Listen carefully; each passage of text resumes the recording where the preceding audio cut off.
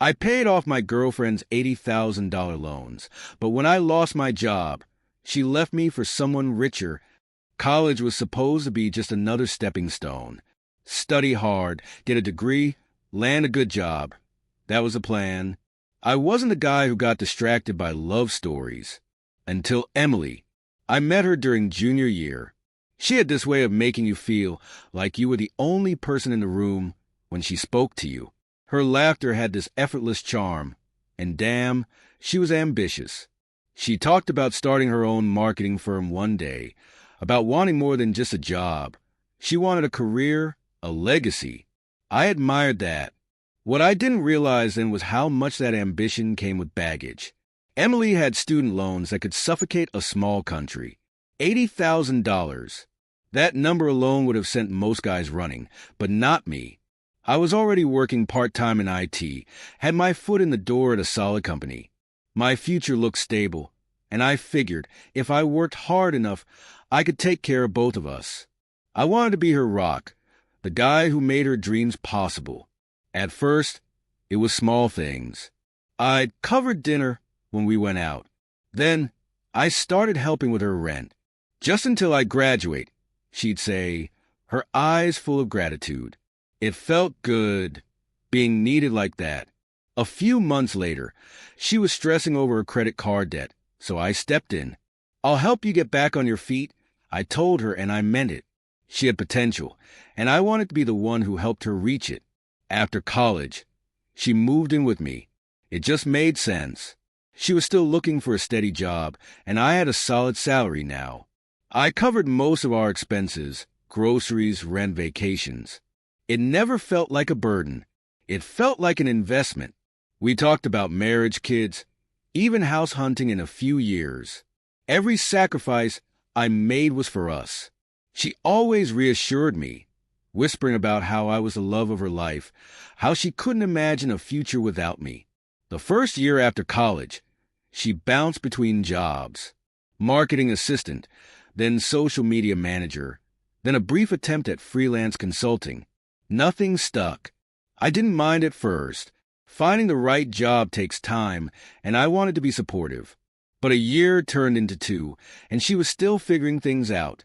Meanwhile, I was working 60-hour weeks, covering more and more expenses. The vacations got more extravagant: Hawaii, Cancun, even a ski trip to Aspen. I kept telling myself it was worth it. We were building something together, right? Every time I had doubts, she'd pull me back in. Late-night talks about our future, soft reassurances. The way she'd hold me and tell me she was grateful for everything I did. And I believed her. She had this way of making me feel like the luckiest guy alive, like every struggle was just a stepping stone to the life we both wanted. My friends warned me, saying I was giving too much, but what did they know? They didn't see the side of her I saw. Then came the engagement talks. She hinted at it often: ring styles, wedding venues, even baby names. And I was all in. Why wouldn't I be? I'd already invested so much. Love, time, money. What was a little more? I thought I was making the best investment of my life, building a future with the woman I loved. How naive I was. There comes a point when you stop keeping track of how much you're giving. It stops feeling like a sacrifice and starts feeling like the natural thing to do. That's where I was with Emily. Taking care of her wasn't a burden. It was what a man does for the woman he loves. The idea to pay off her student loans wasn't a sudden impulse. It was something I'd been thinking about for a while. She talked about how the debt felt like a weight around her neck, how it held her back from chasing bigger opportunities. Every time she opened a bill, she looked crushed, like the walls were closing in. I hated seeing her like that. We were supposed to be building a future, and this debt was a chain around her ankle. So, I made a decision. I had savings. Not a fortune, but enough. I was making good money in IT, and I knew I could recover from it. One afternoon, I sat down, pulled up my banking app, and transferred $80,000 to clear her debt. Just like that, it was gone. When I told her, she broke down crying. Not the quiet, sniffly kind, the full-on, gasping for air kind of sobs. She kept saying she couldn't believe it, that she didn't deserve it, that she loved me more than anything. She promised we'd be together forever. In that moment, I believed her. Everything felt right. We were finally free from the burden that had been hanging over her, over us. After that, things changed. For a while, it was good. She was lighter, more carefree. She talked about our future with more excitement. Started looking at wedding venues, talking about kids. It felt like we'd taken the next big step in our life together. But there were small things I started noticing. Before, she'd always been worried about money, hesitant to spend too much. Now, that hesitation was gone. Expensive restaurants, weekend getaways, designer bags. Things she used to call unnecessary were suddenly must-haves. She started hanging out with a new group of friends. People she met at networking events, parties. She was out later, coming home after midnight, sometimes smelling like drinks I knew she didn't order herself. I told myself she was just enjoying her new freedom. After all, she'd been under a financial cloud for years. Who was I to tell her how to live now that she could finally breathe? My friends weren't as convinced. They thought I was crazy. They pointed out that we weren't even engaged yet. They told me I was putting way too much into a relationship without any guarantees. But what did they know? They didn't see what I saw. Emily wasn't just some girl. I knew her. I trusted her. I wasn't throwing money away. I was investing in our future. At least, that's what I told myself. Then came the first real fight. She came home late, past 2 a.m, giggling at something on her phone. When I asked where she'd been, she rolled her eyes, said I was acting like her dad, not her boyfriend. That hit me hard. Since when did concern turn into control?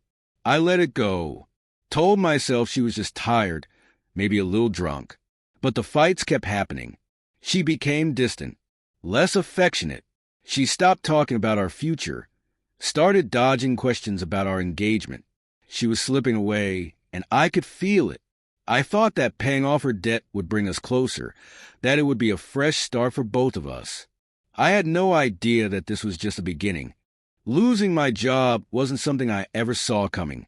I had built a solid career in IT, climbed the ladder, made good money. But the industry was shifting, and when my company announced mass layoffs, I was one of the unlucky ones. At first, I didn't panic. I had savings, experience, connections. Finding something new was just a matter of time. Emily told me not to worry. She smiled, said we'd get through it together, that I'd find another job soon. But something in her voice was off. It wasn't the Emily who used to say she believed in me no matter what. It was distant, forced, like she was rehearsing a script she didn't fully believe. A few weeks passed, and I started noticing the changes. She was always busy, always heading out. Networking events, dinners, weekend trips with her new friends. At first, I told myself she was just giving me space to figure things out, that she was keeping herself occupied so she wouldn't stress about my job situation. But something didn't add up. She barely asked about my interviews. When I got a rejection, she brushed it off like it was nothing. And when I started cutting back on expenses, suggesting we rein in the spending until I landed something new, her face tightened. That's when I realized the financial cushion I had provided had changed something in her. I wasn't the guy who took care of everything anymore, and she noticed. One night, she came home late, too late. I heard her laughing outside before she even walked through the door. She barely acknowledged me, just kicked off her heels and mumbled something about a business dinner. My gut twisted. She smelled like cologne that wasn't mine. I started putting pieces together. The late nights, the extra time on her phone, the way she pulled away when I reached for her. I told myself I was being paranoid, but deep down I knew. I could feel it in my bones. I tried to bring it up, but every time I did, she shut me down, said I was imagining things, that I needed to focus on getting back on my feet instead of stressing about nothing. Maybe she was right. Maybe I was overthinking, But I couldn't shake the feeling that something was shifting between us. The weeks dragged on and my confidence started slipping. The job market was tougher than I expected. Interviews that I thought had gone well led to silence.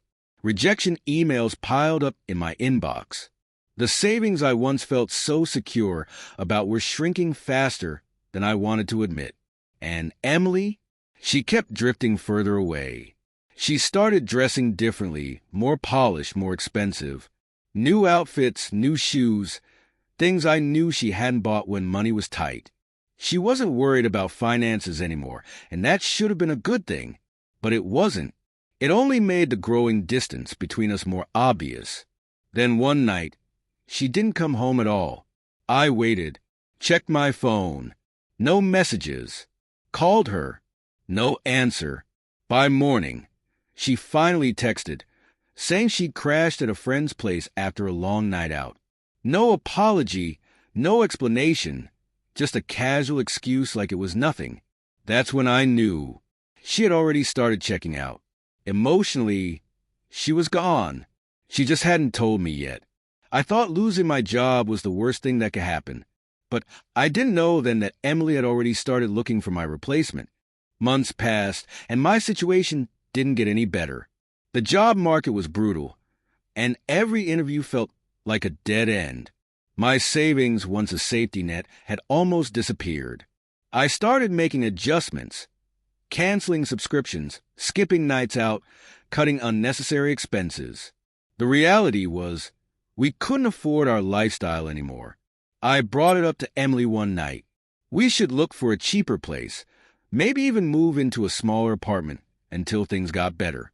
The suggestion didn't sit well with her. Her face twisted into something unreadable before she forced a smile and said we'd figure it out. But I could see it. This wasn't the life she signed up for. She started pulling away even more. Her phone was always in her hand, the screen lighting up with messages from people I didn't know. Social media became her escape. Pictures of fancy restaurants, clubs, rooftop bars. Places I knew we couldn't afford, but she somehow still went. I barely saw her anymore. She was either out late or locked in the bedroom, scrolling through her phone, barely acknowledging my presence. I tried to talk to her, tried to remind her that we were in this together, but every conversation felt one-sided. The warmth was gone, replaced by a thin layer of polite indifference. One night, I suggested we go out for dinner, something simple, nothing extravagant. She sighed, barely hiding her irritation, but agreed. We sat across from each other, the silence between us louder than any argument we'd ever had. She picked at her plate, scrolling through her phone between bites, like she couldn't wait to be somewhere else. Then she put down her fork and looked at me, really looked at me, for the first time in months. "You're not the man I fell in love with." The words knocked the air out of my lungs. I tried to respond, to understand what she meant, but she was already up from the table, walking away before I could even process what had just happened. That night, she came home late again. I waited up, staring at the ceiling, hoping she'd crawl into bed, say something, anything. But she didn't. She grabbed a blanket, curled up on the couch, and fell asleep without a word. The next morning, I woke up to find her side of the closet half empty and a note on the kitchen counter. That's when I realized this wasn't just an argument. This was her way of saying goodbye. The silence in the apartment was deafening. I stared at the note on the counter, rereading the words even though they barely registered. "I'm sorry, I can't do this anymore. I met someone else." It wasn't the words themselves that destroyed me. It was how casually she wrote them. No apology, no remorse. Just a statement of fact, like she was returning an item she didn't want anymore. At first, I thought there had to be more to it. Maybe she was confused. Maybe she felt guilty about leaving when I was at my lowest. But then I saw her social media. She didn't even try to hide it. A new profile picture. Her, sitting on the deck of a yacht, champagne in hand. The caption? New beginnings. I kept scrolling, each post hitting me like a gut punch. Pictures of fancy dinners, weekend trips to places we had once dreamed about going together. Except now, she wasn't struggling to afford it, because her new guy wasn't just some random rebound. He was loaded. I dug a little deeper and found out who he was. A business owner, mid-40s, divorced. The kind of guy with the kind of money I could never compete with. And that's when it hit me. Every memory I had of her, every late-night promise, every time she told me we were meant to be, it was all tied to one thing. Money. My money. The second I lost my financial stability, I lost her. I thought about the past few years. The $80,000 I paid off for her. The vacations, the gifts, the nights out. Every dollar I had spent, thinking I was investing in our future, had actually been buying her time until someone better came along. I sat there, in an apartment that suddenly felt too big, too empty, too unfamiliar. The fridge still had the groceries I had bought for us. The closet still had a few things she hadn't bothered to take. But the future I thought we were building, that was gone. I called a friend, hoping for some clarity. He picked up, already knowing what happened. Word spread fast. He didn't sugarcoat it. Man, she was always like this. We just didn't want to be the ones to tell you. I wanted to argue, to say that wasn't true. But looking back, I saw the signs. The way she had always expected me to handle the bill. The way she talked about financial security, like it was the most important thing in the world. The way she only seemed truly happy when I was spending money on her. I stayed up all night replaying everything in my head. The first time we met. The first time she told me she loved me. The night I paid off her student loans. I had convinced myself that I was building a life with someone who loved me. But in reality, I was just a stepping stone to a better opportunity for her. I took a long walk the next morning. The fresh air didn't help much, but at least it got me out of that apartment. I needed to clear my head, needed to figure out what came next. I always thought money didn't matter in relationships. That love was enough. But sitting there in that silence, staring at an empty space where she used to be, I realized just how wrong I was. I had spent $80,000 on someone else's future. Rock bottom wasn't just an expression. It was real. It was staring at an empty apartment, questioning every decision I had ever made. It was losing not just money, but trust. I had spent years believing in something that never truly existed. But life moves on, even when you don't want it to. My friends pulled me out of the darkness. At first, I didn't want their help. I didn't want to hear that I'd be fine, that I'd bounce back. But they stuck around, showing up at my door, forcing me to go out to talk, to live again. Slowly, I started listening. I found a new job. It wasn't easy, but I wasn't about to let one setback define me. I worked longer hours, took on extra projects, poured myself into rebuilding my career. I focused on myself, hit the gym, ate better, pushed my limits. It wasn't about revenge or proving something to Emily. It was about proving something to myself. That I was more than what she left behind.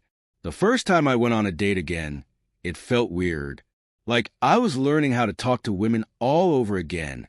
But I took it slow. No rushing into anything. No getting swept up in promises. This time, I was looking for someone who cared about me, not what I could provide. Time passed, and so did the bitterness. The pain dulled. I realized I had learned the most expensive lesson of my life. Never be someone's financial safety net. I'd never let money define my worth again. Then I heard the news. Emily was engaged. To him, the businessman, the yacht guy. I saw the pictures. Huge diamond ring, designer dress, a wedding venue that cost more than my student loans. She got what she always wanted. Security. Stability. At first, I felt a familiar sting. Then I laughed. She had made her choice, and I had made mine. 1 year later, my life looked completely different. I had a promotion, a better apartment, a sense of self-worth that wasn't tied to someone else's validation.